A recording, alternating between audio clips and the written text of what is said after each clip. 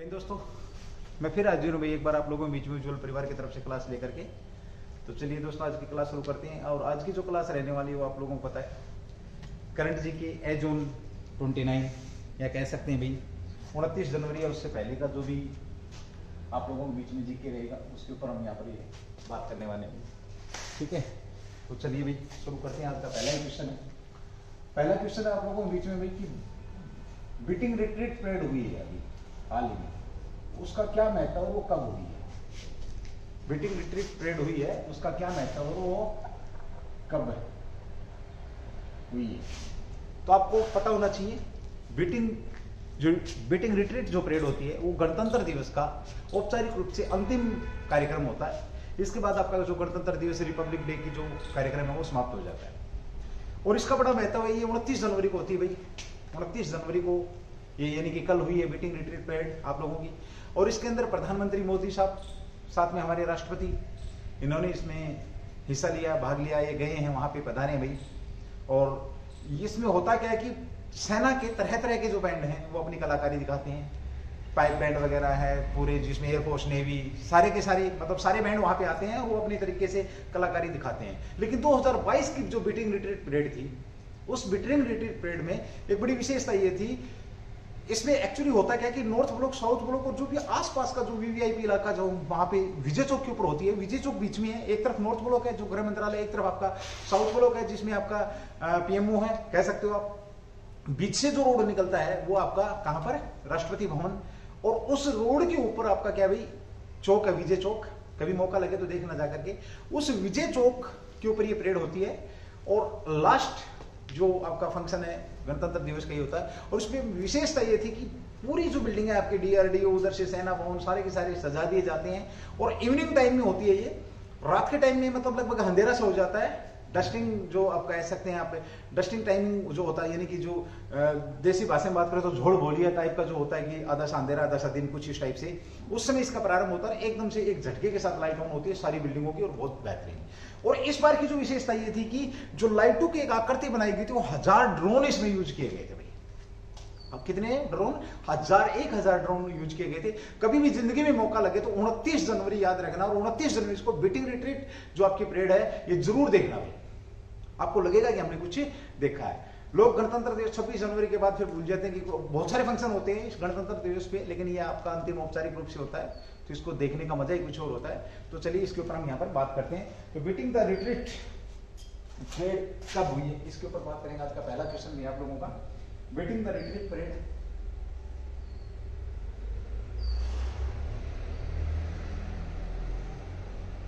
Beating the retreat beating the retreat क्यों आयोजित किए जाते हैं, कब आयोजित होती है भाई? पहला क्वेश्चन है। तो बीटिंग द रिट्रीट जो परेड है आप लोगों की, ये फिक्स है भाई आपका 29 जनवरी को आयोजित की जाती है। तीनों सेनाओं के बैंड होता क्या इसमें? तीनों सेनाओं के बैंड इसमें क्या लेते हैं? हिस्सा लेते हैं, ध्यान रखेंगे। और इस बार की परेड में हमारे पीएम साहब, पीएम प्लस प्रेसिडेंट साहब, मोदी साहब और राष्ट्रपति, प्रधानमंत्री और राष्ट्रपति दोनों हिस्सा लेते हैं इसके अंदर। वीवीआईपी लोग इसके अंदर हिस्सा लेते हैं। और किस टाइम होती है? शाम के टाइम, इवनिंग टाइम में होती है। कब होती है ये? शाम के टाइम होती है, शाम के समय पर होती है। शाम के समय में कहूँ 5:30 बजे के बाद ही भाई, ठीक है, 5:30 या 6 बज जाते होंगे, ठीक है, ओके। साथ ही बीटिंग रिट्रीट परेड की अगर हम बात करते हैं, कहां पर होती है आपकी? विजय चौक। विजय चौक पे होती है भैया। विजय चौक की मैं बात करूं, देखिए किस टाइप से है, एक बार देखेंगे आप लोग। फॉर एग्जांपल ये आपका क्या राष्ट्रपति भवन है, यहां से रोड निकल रहा है भाई आपका, ठीक है। इस तरफ ये वाली जो बिल्डिंग है ये आपकी क्या है? साउथ ब्लॉक है। साथ में ये जो बिल्डिंग है, बिल्कुल अगर हम ऐसे खड़े हैं तो की बात है भाई, ये आपका साउथ ब्लॉक हो गया, ये आपका नॉर्थ ब्लॉक है भाई, ठीक है। और यहाँ एक ढलान सा है, यहाँ पर जो आपका ढलान से उतरने के बाद ये क्या आपका विजय चौक है भाई। विजय चौक क्या आपका ये विजय चौक है। इस विजय चौक पर बीटिंग द रिट्रीट परेड का आयोजन किया जाता है। यहां से अगर हम यहां देखते हैं तो ये जो बिल्डिंग है आप लोगों की, ये सेना भवन है भाई, सेना भवन, ठीक है, ओके। ये नॉर्थ ब्लॉक हो गया। नॉर्थ ब्लॉक के यहां जस्ट साथ में ये वाला जो हिस्सा है, ये वाला ये पूरा का पूरा क्या आपका संसद है, संसद है, ये यूं घूम रहा भाई पीछे तक, ठीक है, ये आपका संसद है। साथ में हम यहां पर बात करें, ये संसद है, और यहां ये जो चौक है ये सीधा रोड निकल जाता है, ये आपका इंडिया गेट कह सकते हो आप लोग।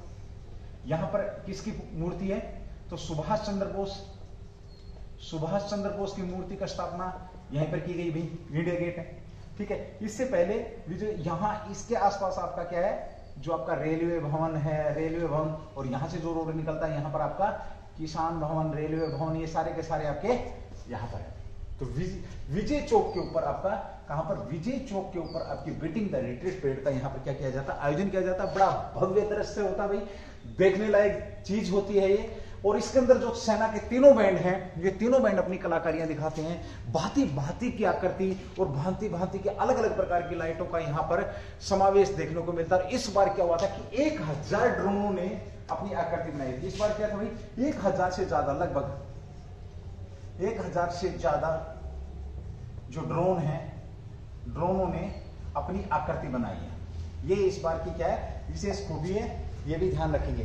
अब दिमाग में बात आनी चाहिए इस तरह, बीटिंग द रिट्रीट परेड, और हाँ नोट डाल के लिखेंगे, नोट, गणतंत्र दिवस, गणतंत्र दिवस, ये आपका प्रेसिडेंट हाउस है भाई, राष्ट्रपति भवन, रायसीना हिल्स पर, रायसीना हिल्स पर ये पूरा सिस्टम है, ठीक है, ओके। गणतंत्र दिवस का भाई, गणतंत्र दिवस का अंतिम कार्यक्रम होता है, ये अंतिम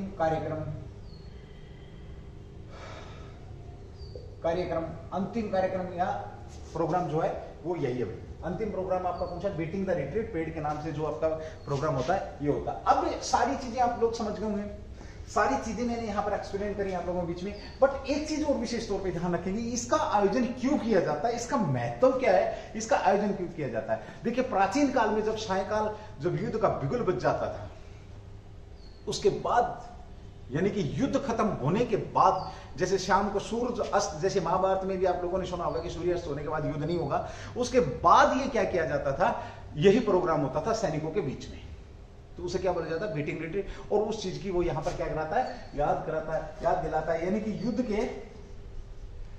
के बिगुल, युद्ध के समाप्ति या दिन की समाप्ति पर होने पर, दिन की समाप्ति होने पर, जब युद्ध की समाप्ति या दिन की समाप्ति होने पर जो बिगुल बजता था, बिगुल यानी कि वो आप लोगों ने देखा होगा ऐसे मुड़ा हुआ सब तुम्बा टाइप का होता है, उसको बोलते हैं बिगुल भाई, ठीक है। अब मैं सारी चीजें आपको यहाँ पर दिखा नहीं सकता, अगर शायद मेरी अगर कुछ दूसरे टाइप का मेरे पास कुछ टेक्नोलॉजी होती तो मैं आप लोगों को जरूर दिखा भी देता कि ये आपका क्या भी बिगुल है।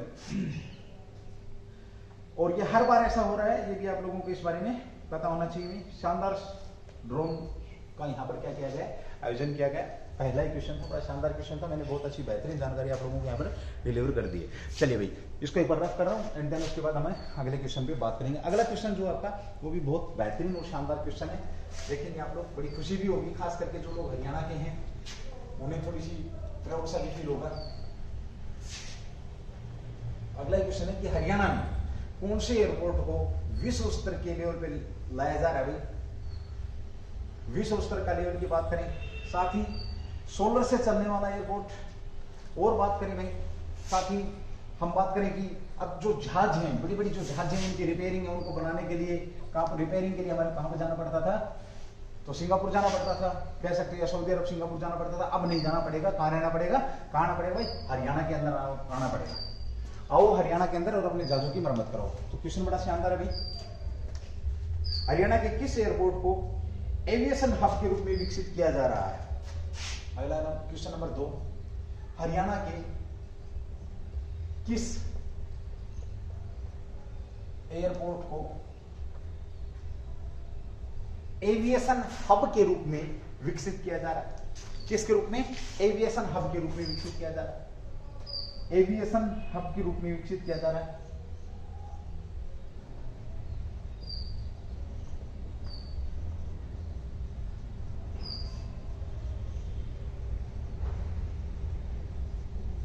विकसित किया जा रहा है।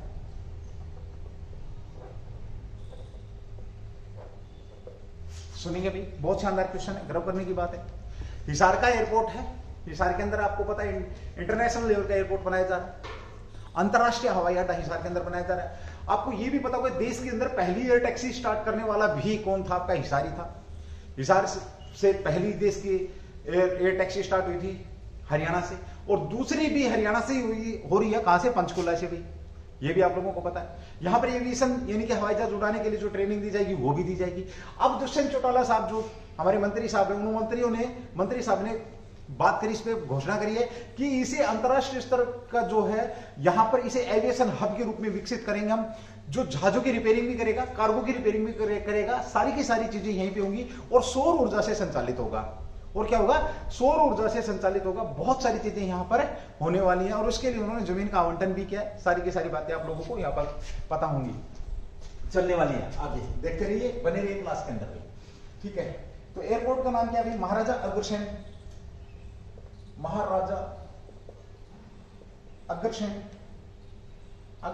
एयरपोर्ट। भाई अग्रसेन एयरपोर्ट को क्या किया जा रहा है?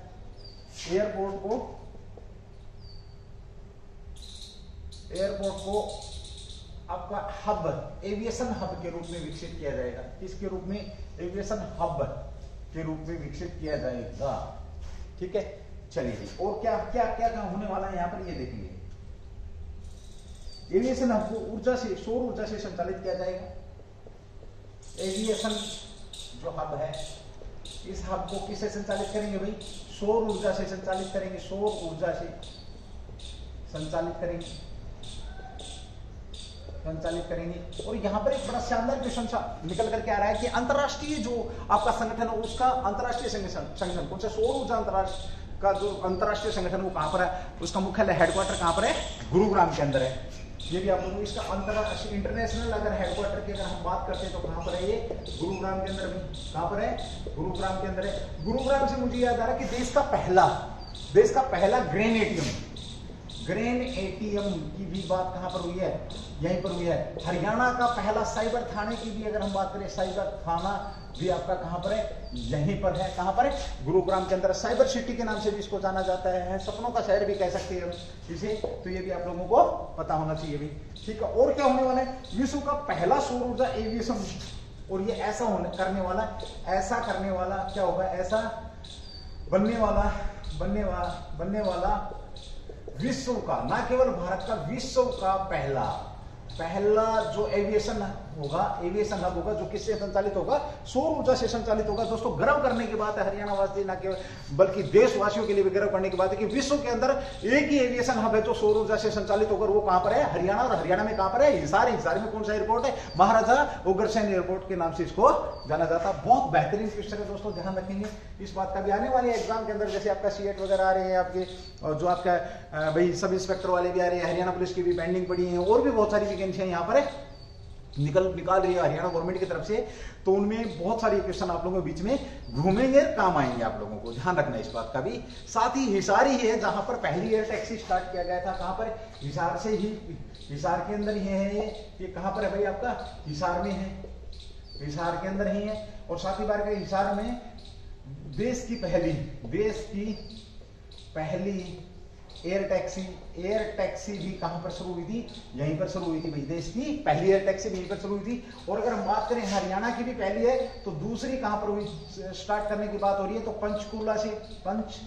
पंचकुला से दूसरी स्टार्ट हो रही है। दूसरी कहां से स्टार्ट हो रही है? आपकी पंचकुला से स्टार्ट हो रही है। ये भी आप लोगों को पता होना चाहिए। बहुत बेहतरीन क्वेश्चन यहाँ पर आप लोगों के लिए डिलीवर हो चुके हैं, ठीक है। ओके, होगा क्या? बड़े जहाजों की मरम्मत होगी, बड़े जहाजों की मरम्मत होगी। यहां पर मरम्मत की जाएगी। अब तक कहां पर होती थी? सऊदी अरब और सिंगापुर में होती थी। कहां पर है? सिंगापुर। अब सऊदी अरब और सिंगापुर की जगह कहां पर आए भाई? Welcome in Haryana, Hisar. कहां पर आओ? Welcome in Haryana, Hisar. साथ ही हम हिसार की बात करें तो हिसार कैंट भी अभी आप लोगों को पता होना चाहिए, है ना। हिसार कैंट स्ट्राइक कोर भी है यहाँ पर। स्ट्राइक कौन सी कोर? आपकी स्ट्राइक कोर के नाम से भी इसको जाना जाता है। हिसार कैंट है यहाँ पर, ठीक है। चलिए, ठीक है। ओके, उसके बाद अगली बात करते हैं हिसार में। इसके लिए कितनी 100 से 200 एकड़ जमीन, 100 से 200 एकड़, 100 से 200 एकड़ जो जमीन है, एकड़ जमीन की यहाँ पर जरूरत होगी। ठीक है, इंटीग्रेटेड कार्गो हब का निर्माण किया जाएगा। किसका किया जाएगा? Integrated cargo hub, cargo hub का यहाँ पर निर्माण होगा भाई। कार्गो हब का निर्माण भी होगा यहाँ यहीं पर, ये भी आप लोगों को पता होना चाहिए। ओके, इसके लिए किससे? हरेडा से कार्य योजना तैयार करने की बात चल रही है। इसकी बात किससे चल रही है? हरेडा से, हरेडा से कार्य योजना,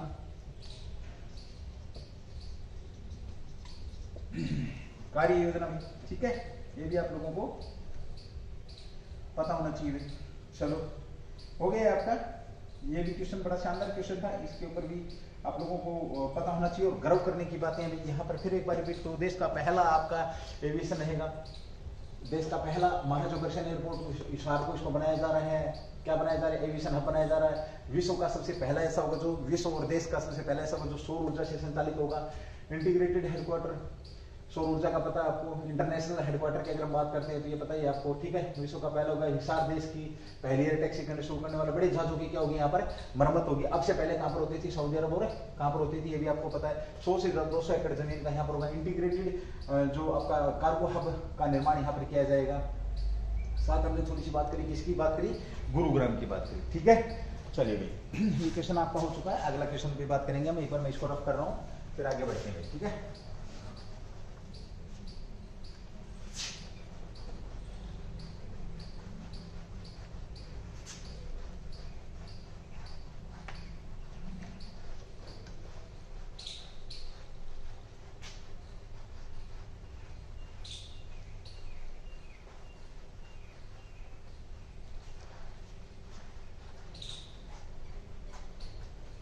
अगला क्वेश्चन बड़ा शानदार क्वेश्चन है।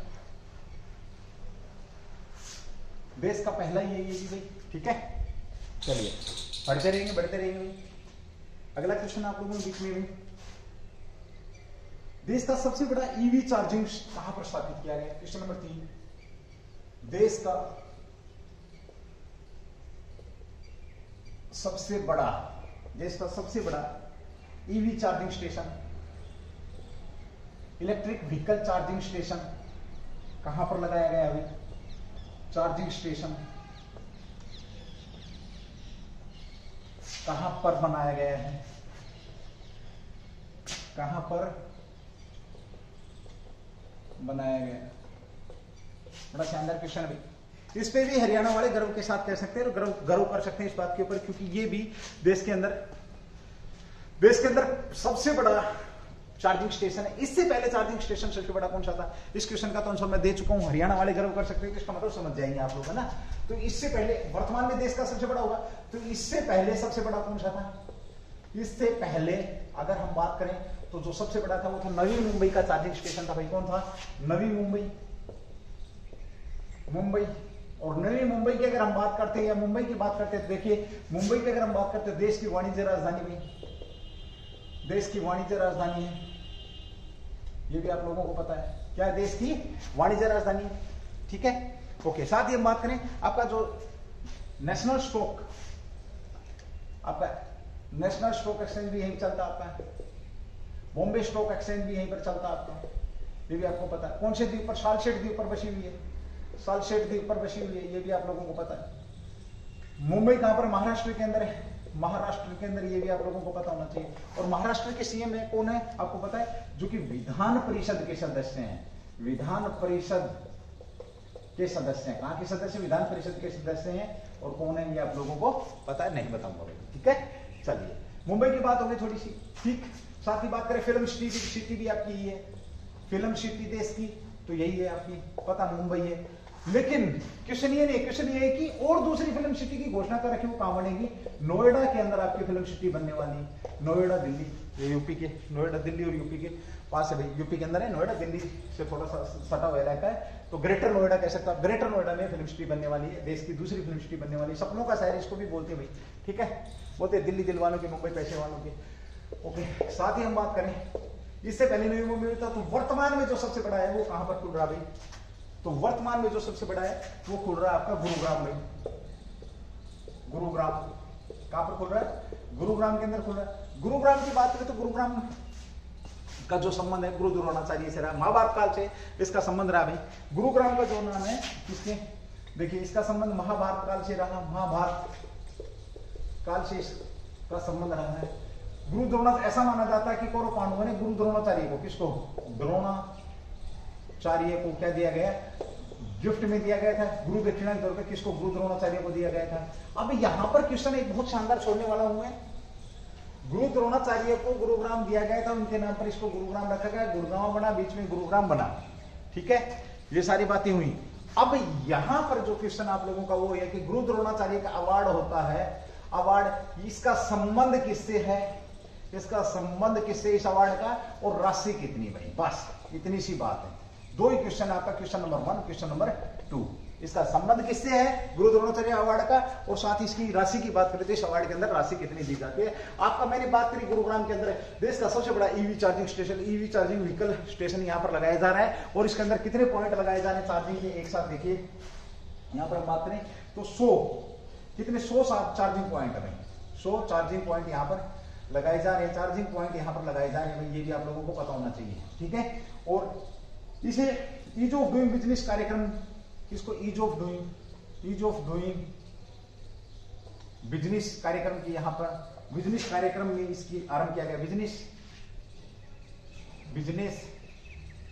कार्यक्रम में इसका आयोजन किया गया, इसका आयोजन किया गया, ये भी आप लोगों को ईज ऑफ डूइंग कार्यक्रम, बिजनेस कार्यक्रम में इसका आयोजन किया गया।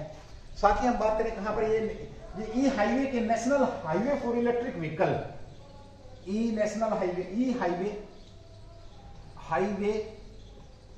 हाईवे के national highway for electric vehicle, highway for electric vehicle के लिए। अब देखिए प्रदूषण को कम करने के लिए या इलेक्ट्रिक व्हीकलों को बढ़ावा देने के लिए बड़ी अच्छी पहल की गई है देश के अंदर, पहल की गई। देश का सबसे बड़ा चार्जिंग स्टेशन कहां पर लगाया गया? आपका गुरुग्राम के अंदर लगाया गया, और गुरुग्राम से फिर एक चलता फिरता क्वेश्चन दे देते। ऑपरेशन मुस्कान का प्रारंभ कहां से किया गया था? हरियाणा वालों जाग जाना, ऑपरेशन मुस्कान की अगर मैं बात कहूं तो खोए हुए बच्चों को उनके पेरेंट्स से मिलाने के लिए ऑपरेशन मुस्कान का प्रारंभ कहां से किया गया था? आपका गुरुग्राम से किया गया था। गुरुग्राम के अंदर नेशनल पार्क भी कह सकते हैं, गुरुग्राम डिस्ट्रिक्ट के अंदर आपका नेशनल पार्क है, कौन सा? सुल्तापुर झील के नाम से जो है, सुल्तापुर जो झील है, जहां पर कौन से पक्षी आते हैं? पक्षियों के संरक्षण के नाम से भी इसको जाना जाता है, सुल्तापुर झील को पक्षियों के संरक्षण के नाम से भी जाना जाता है, ये भी आप लोगों को पता है। साथ ही ऑपरेशन मुस्कान खोए हुए बच्चों को उनके पेरेंट्स से मिलाने के लिए भी यहाँ पर क्या किया गया था? ऑपरेशन मुस्कान को लॉन्च किया गया था। बड़ा शानदार क्वेश्चन है भाई, ये भी आप लोगों को पता होना चाहिए, ठीक है। एक बार मैं इसको रफ करूंगा एंड देन फिर हमें आगे बढ़ेंगे भाई।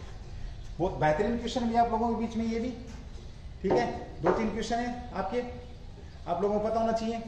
साथ ही देखिए मैंने वो चीजें तो बोलनी छोड़ दी आप लोगों को, लाइक कर दो, सब्सक्राइब कर दो, है ना, कोई मतलब नहीं है, क्योंकि बेटर अंडरस्टूड है आप मेरे से। करना है तो करेंगे, नहीं करना है तो नहीं करेंगे। चलिए भाई अगला क्वेश्चन है आप लोगों के बीच में।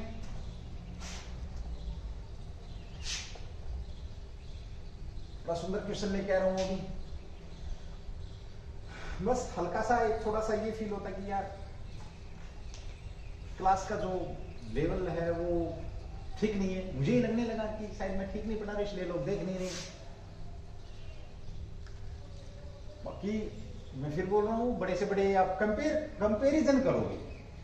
मैं ये नहीं कहता कि आप कंपैरिजन मत करो, आप कंपैरिजन करो कहीं भी, किसी भी टीचर से, कितने भी बड़े जो सेटअप है, कितना भी बड़ा जो प्लेटफॉर्म, उससे चैलेंज, उससे आप क्या करें, एक बार कंपैरिजन करें। कंपैरिजन करने के बाद फिर बात करें। सिर्फ खाली पढ़ाई की बात करूँ, मैं कंटेंट की बात कर रहा हूँ, सुख सुविधाओं की बात नहीं कर रहा। हो सकता है उनके पास ये जो समय आपका, जो मैं अभी बोर्ड को रफ करने में लगा रहा हूँ, ये ना लगाए, वो और भी बहुत सारी भाई, और भी बहुत आवाज की, वॉइस की क्लियरिटी। यहाँ तो हो सकता है क्लास के अंदर भैंस भी बोलती सुन जाए तो बड़ी बात नहीं है ना।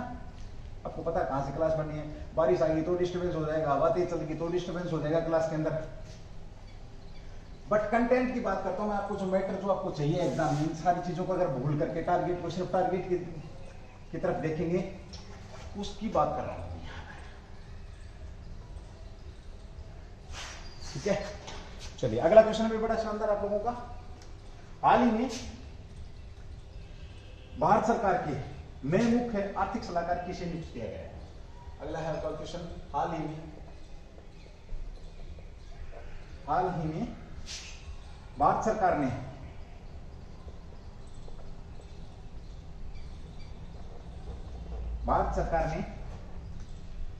मुख्य आर्थिक सलाहकार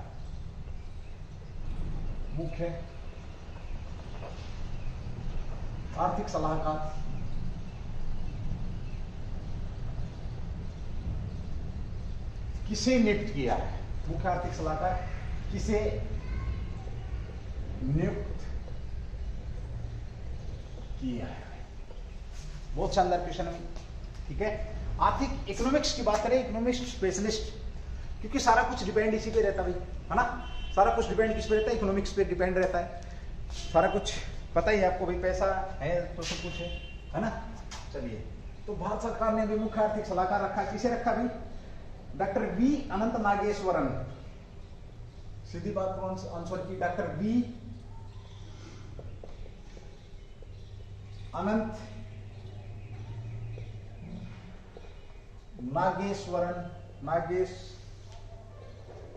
को, डॉक्टर वी अनंत नागेश्वरन को क्या किया गया है? अभी हाल ही में मुख्य आर्थिक सलाहकार नियुक्त किया गया है।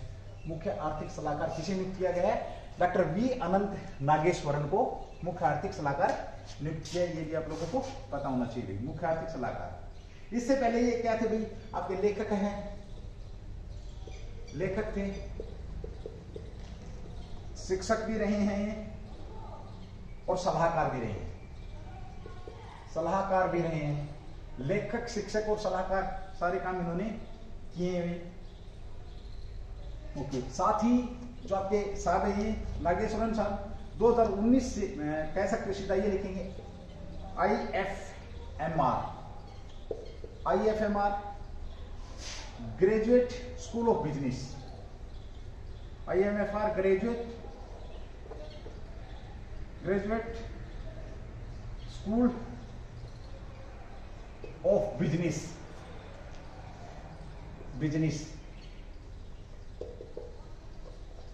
के डीन रहे हैं, डीन रहे हैं। ये भी आप लोगों को पता होना चाहिए। और किरीय विश्वविद्यालय में अर्थशास्त्र के प्रोफेसर हैं। कौन से में? किरीय विश्वविद्यालय में इकोनॉमिक्स के क्या रहे हैं? प्रोफेसर है। इको के क्या रहे हैं भाई? प्रोफेसर रहे हैं। ये भी आप लोगों को पता होना चाहिए, ठीक है। ओके, उसके बाद इससे जुड़ा हुआ है एक और आपका भाई 2019 से, इन्हीं से जुड़ा 2019 से और 2021 तक, 2019 से 2021 तक बहुत मोस्ट इंपोर्टेंट है भाई ये भी आप लोगों के लिए। भारत के प्रधानमंत्री का आर्थिक सलाहकार परिषद की जो पीएम के आर्थिक सलाहकार परिषद, पीएम की आर्थिक जो सलाहकार है परिषद के अंशकालीन सदस्य रहे हैं। कैसे सदस्य रहे हैं? अंशकालिक सदस्य रहे हैं भाई, ये भी आप लोगों को पता होना चाहिए। किसके रहे हैं? 2020 में कह सकते हैं EAC PM के सदस्य रहे हैं। कब से कब तक रहे हैं? 2019 से 2021 तक रहे हैं। अंशकालीन सदस्य रहे हैं हमारे, जो अभी हाल ही में जो नागेश्वरन साहब को क्या बनाया गया है? भारत के आर्थिक सलाहकार के पद पर नियुक्त किया गया है। मुख्य आर्थिक सलाहकार के पद पर नियुक्त किया गया है, ठीक है। ओके, अभी EAC हम देख लेते हैं। ये क्या अभी आपकी, ये एक स्वतंत्र निकाय है। स्वतंत्र निकाय है। निकाय किस प्रकार का निकाय है? स्वतंत्र निकाय जो सरकार की नीति, आर्थिक नीतियों पर सलाह देता है। ये क्या करता है? सरकार को आर्थिक नीतियों पर क्या देता भाई? सलाह देता है। किस पर सलाह देता है? आर्थिक नीतियों पर सलाह देता है। इसका गठन कब किया गया था? मोस्ट इंपोर्टेंट क्वेश्चन है भाई आप लोगों का। गठन की बात करें, पहली बार गठन 2017 के अंदर। गठन कब किया गया इसका? 2017, 2 साल की अवधि के लिए किया गया था। कितने दिन के लिए किया गया था इसका गठन? 2 वर्ष की अवधि के लिए किया गया था। 2 वर्ष की समय के लिए इसका गठन किया गया। यहां पर हमने बात करी, देखिए आर्थिक सलाहकार की बात करी, अभी हाल ही में चर्चा में रहे आपके भारत सरकार के मुख्य आर्थिक सलाहकार है, नियुक्त किया है डॉक्टर वी अनंत नागेश्वरन। लेखक शिक्षक सलाहकार थे IFMR graduate of school business के डीन रहे हैं। आपके क्रिया विश्वविद्यालय के आपके जो इकोनॉमिक्स के प्रोफेसर रहे हैं। 2019 से 2021 PM आर्थिक परिषद अंशकालीन सदस्य रहे हैं। इसकी स्थापना की बात करें EACPM की अगर हम बात करें स्वतंत्र निकाय, इसकी स्थापना 2017 में की गई थी और 2 वर्ष के लिए की गई थी। 2019 से 2021 तक आपके इसके अंदर शामिल रहे हैं। अब जब अर्थव्यवस्था की बात हो, इकोनॉमिक्स की बात हो और हमें एक व्यक्ति को भूल जाए तो ये उसके साथ अन्याय हो जाएगा, है ना। यहां पर जिक्र ना हो उनका तो क्या हो जाएगा, एक घोर अन्याय हो जाएगा उनके साथ, ना केवल आप लोगों के साथ, क्योंकि वहां से क्वेश्चन पूछ लिए जाते हैं। वो एक बहुत बेहतरीन इंसान है, विश्व के जाने माने अर्थशास्त्री हैं भारत के। अगर उनका जिक्र नहीं किया तो फिर कोई फायदा नहीं है इस क्वेश्चन का करने का। तो आप समझ गए होंगे अब मैं किसका जिक्र करने वाला हूं। ये आप लोग बहुत बेहतरीन तरीके से समझ चुके होंगे अभी मैं किसका जिक्र करने वाला हूं। ठीक है भाई, चलिए बात करेंगे विश्व के जाने माने अर्थशास्त्री जिन्होंने एशिया का बेस्ट अर्थशास्त्री का अवार्ड जीता, जिन्होंने 91 में LPG लिबरलाइजेशन प्राइवेटाइजेशन ग्लोबलाइजेशन को ला करके देश की अर्थव्यवस्था में भारी उछाल लेकर के आए और जो दो बार 2 योजनाओं में प्रधानमंत्री बने। अब हम बात किसकी करने वाले, विश्व के जाने माने अर्थशास्त्री और भारत के प्रधानमंत्री किसकी बात है, मनमोहन सिंह की यहां पर बात होनी बहुत ज्यादा जरूरी है। जब अगर हम अर्थव्यवस्था पे बात कर रहे हैं तो PM साहब में कौन आपके, मनमोहन सिंह भाई पूछ लिया जाता है काफी बार। सबसे पहले तो बात करूं, देखिए ये कितने बार PM रहे, आप लोगों को पता 2 बार PM रहे भाई। 2 बार PM, कितने बार PM बने, 2 बार PM बने। और राज्यसभा के सदस्य भाई रिकॉर्ड बनाया इन्होंने 6वीं बार राजस्थान से भाई, राजस्थान से रहे हैं। निर्विरोध चुने गए भाई, कैसे, बिना किसी विरोध के भाई, निर्विरोध, बिना किसी विरोध के चुना गया भाई, किसी विरोध के चुना गया। परमानेंट एड्रेस की अगर हम बात करते हैं मनमोहन सिंह की तो ये आपका गुवाहाटी का है भाई, गुवाहाटी का परमानेंट एड्रेस इनका। और अभी हाल ही की बात करें तो कहां पर, दिल्ली के अंदर है। चलो अब इनकी बात कर लेते हैं एक बार साहब की, मनमोहन सिंह की। जन्म की बात करें, देखिए PM की बात करें, मैंने 2 बार PM रहे। और पंडित जवाहरलाल नेहरू के बाद, किसके बाद, जवाहरलाल के बाद दूसरे ऐसे प्रधानमंत्री थे जो दोबारा प्रधानमंत्री बने। बहुत शानदार अचीवमेंट है भाई। पंडित जवाहरलाल नेहरू के बाद दूसरे ऐसे कांग्रेसी प्रधानमंत्री थे जो दोबारा से प्रधानमंत्री बने। और वर्तमान में मोदी जी ऐसे प्रधानमंत्री हैं, गैर कांग्रेसी प्रधानमंत्री हैं जो दूसरे कार्यकाल के लिए प्रधानमंत्री चुने गए हैं। ठीक है भाई, 6 बार राज्यसभा के सदस्य निर्विरोध चुने गए। गुवाहाटी से, वर्तमान में राजस्थान से राज्यसभा के सदस्य हैं, ये भी आप लोगों को पता होना चाहिए। जन्म की बात करें, देखिए इनका जन्म अगर हम बात करें तो 26 सितंबर 2026 सितंबर को इनका जन्म हुआ भाई, 26 सितंबर को इनका जन्म हुआ, ये भी आप लोगों को पता होना चाहिए। अर्थशास्त्री, शिक्षक, व्यवसाय की अगर हम बात करते हैं व्यवसाय तो ये अर्थशास्त्री हैं, अर्थशास्त्री और शिक्षक, अब्लिक समाजसेवी भी हैं, ये भी आप लोगों को पता होना चाहिए। ठीक है, ओके। वाइफ कौन है, गुरुशरण दास कौर, गुरुशरण दास कौर पत्नी है इनकी। वाइफ कौन है तो ये भी आप लोगों को पता होना चाहिए। ओके, 1966 में अब देखेंगे इनकी उपलब्धि। 1966 में इन्होंने क्या किया, 1966 में संयुक्त राष्ट्र के लिए काम किया। मनमोहन सिंह ने किसके लिए काम किया, संयुक्त राष्ट्र के लिए काम किया। दूसरा भाई 1993 में वित्त मंत्री के रूप में, बहुत शानदार क्वेश्चन है। 1993 में जब क्या थे ये RBI के गवर्नर भी रहे हैं, ये भी आप लोगों को पता होना चाहिए। किसके, RBI के गवर्नर भी रहे हैं। ऐसा पहला प्रधानमंत्री था या ऐसा एकमात्र प्रधानमंत्री जो RBI का गवर्नर भी रहा, गवर्नर रहा है या नहीं रहा है, आप बताइए। चलो 1993 में इन्होंने क्या किया, 1993 में एशिया के वित्त मंत्री के रूप में इन्होंने यूरोमनी पुरस्कार जीता भाई।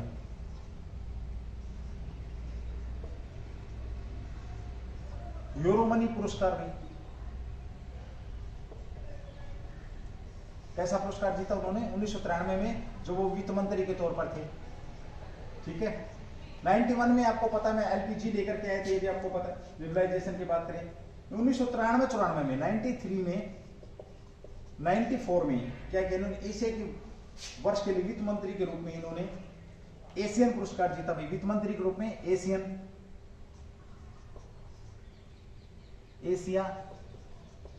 मनी पुरस्कार जीता भाई इन्होंने, एशिया मनी पुरस्कार जीता।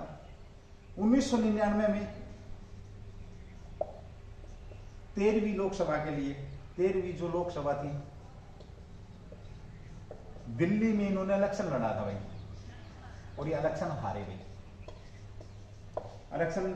भाई, दिल्ली से इलेक्शन हारे। 2001 में तीसरी बार क्या हुआ इन्हें राज्यसभा से चुना गया। ठीक है भाई। उसके बाद 2004 से लेकर के 14 तक, 4 से 14 तक ये क्या रहे, पीएम रहे भाई। ठीक है। 2007 में इन्हें राज्यसभा के लिए चुना गया। 2007 में राज्यसभा से फिर चुने गए चौथी बार भाई। ठीक है। 2013 में 5वीं बार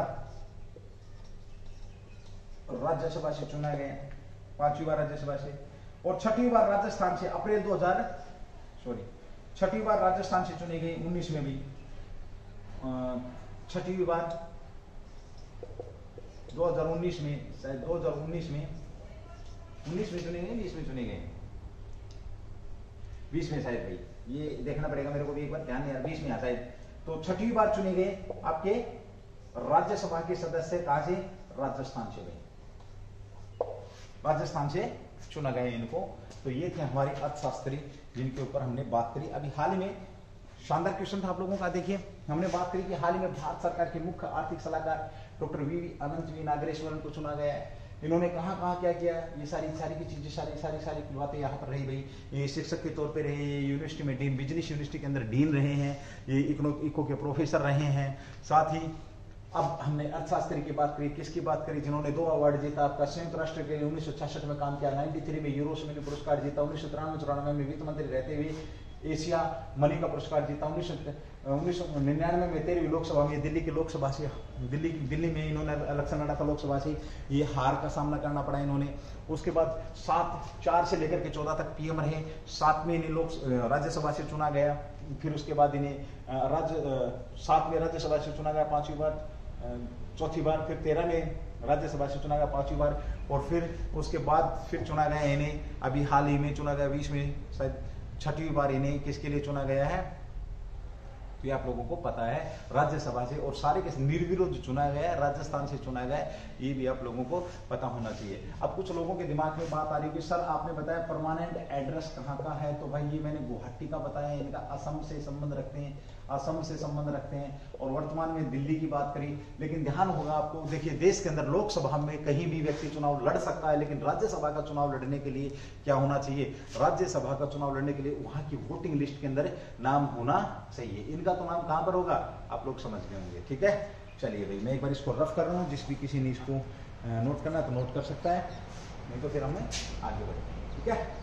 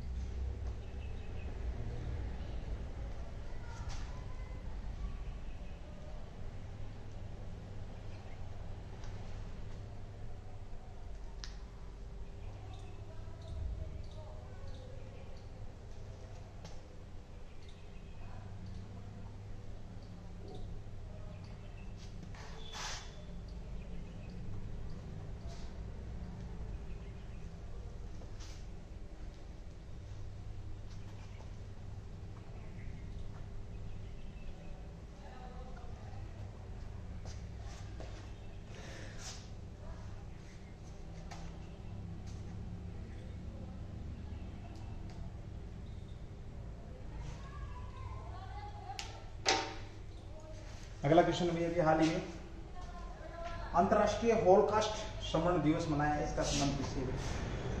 क्वेश्चन नंबर 5 अंतरराष्ट्रीय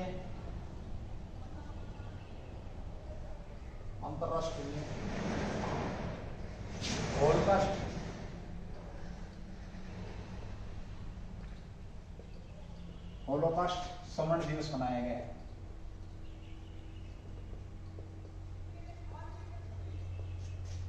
अंतरराष्ट्रीय हॉलोकास्ट स्मरण दिवस मनाया गया है, यह कब मनाया गया?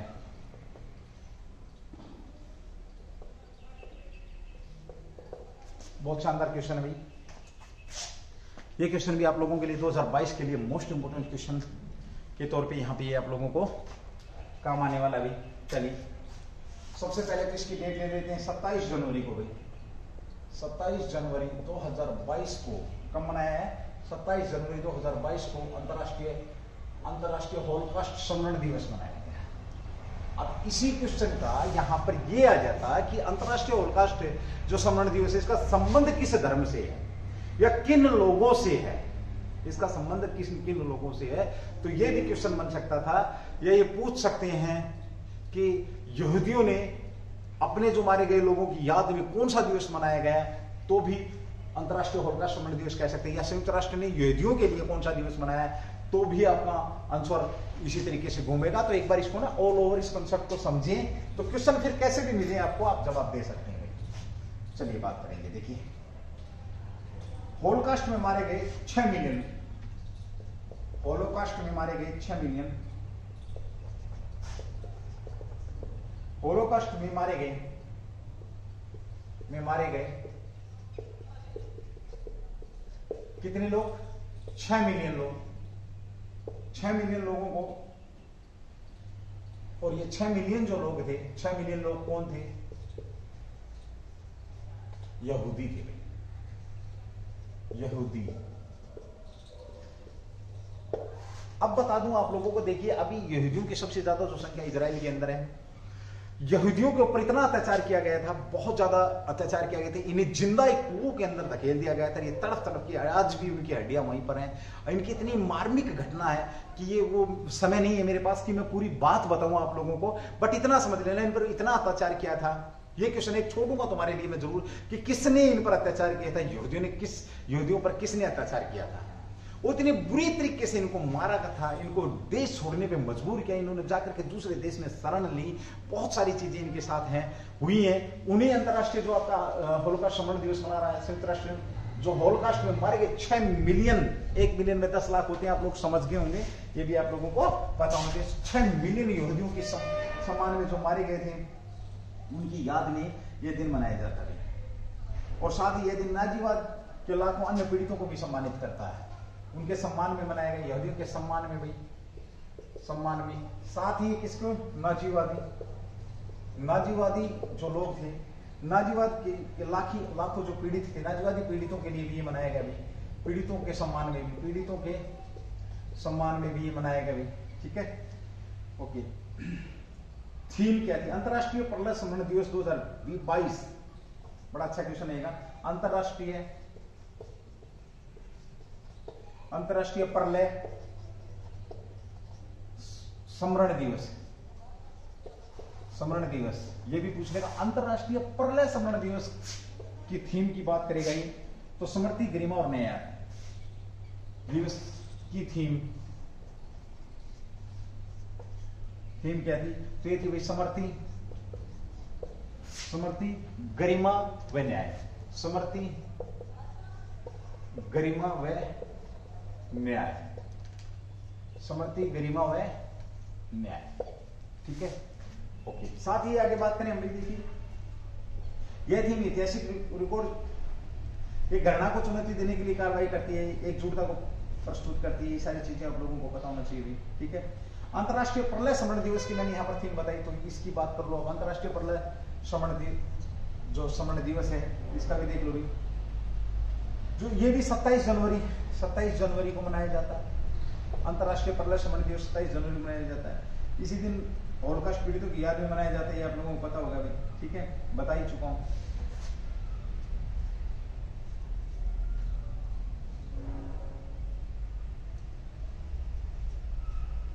होलोकास्ट को दूसरे किस नाम से जाना जाता है? ये बड़ा अच्छा क्वेश्चन बनता है भाई।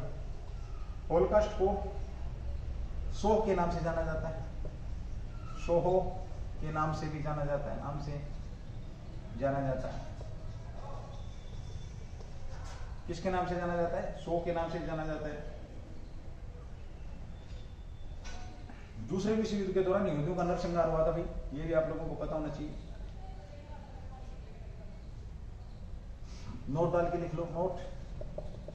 हालांकि क्वेश्चन छोड़ दिया था मैंने, फिर भी लिखवा ही रहा हूं आपको। जर्मनी के कब्जे वाले यूरोप 1941 से, जर्मनी के कब्जे वाले यूरोप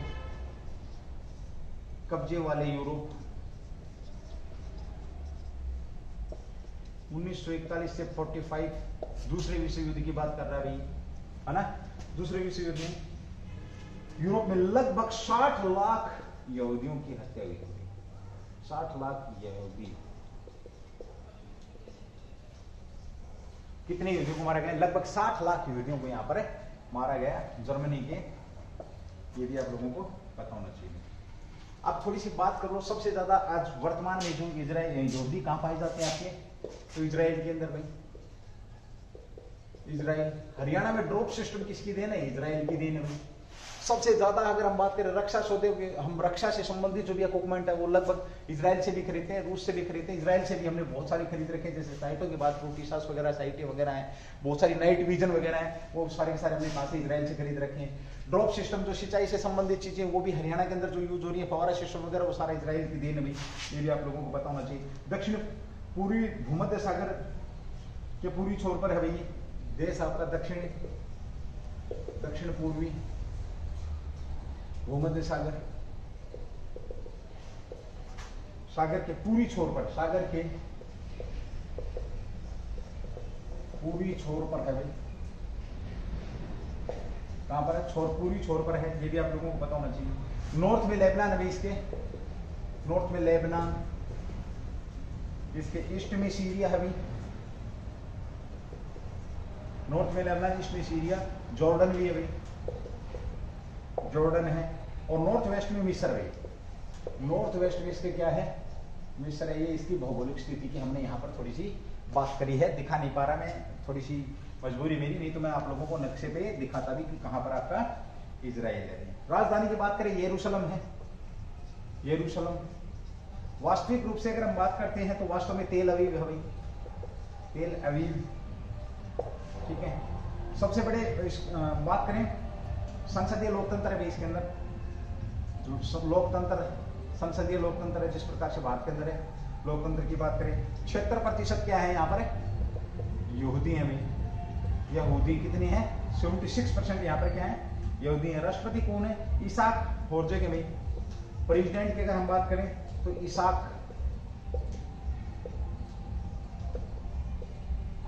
हेर्ज़ोग है, ये भी आप लोगों को पता होना चाहिए। पीएम है नफ्ताली बेनेट, पीएम नफ्ताली